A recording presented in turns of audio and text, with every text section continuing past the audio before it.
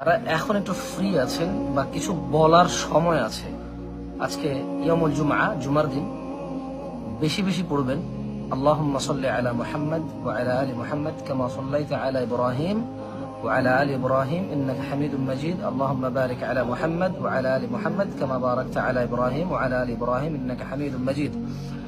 ঠিক আছে, যারা দুরুদ পারেন, মানে দুরুদ ইব্রাহিম পারেন, আপনারা পড়বেন। আর যারা দুরুদ ইব্রাহিম পারেন না, শুধু এতটুকু হলেও পড়িয়েন আল্লাহুম্মা সাল্লি আলা মুহাম্মদ। আর যদি পারেন তাহলে এতটুকু বলিন আল্লাহুম্মা সাল্লি ওয়া সাল্লিম আলা নবিয়িনা মুহাম্মদ। অথবা আপনি বলতে পারেন আল্লাহুম্মা সাল্লি ওয়া সাল্লিম ওয়া বারিক আলা নবিয়িনা মুহাম্মদ।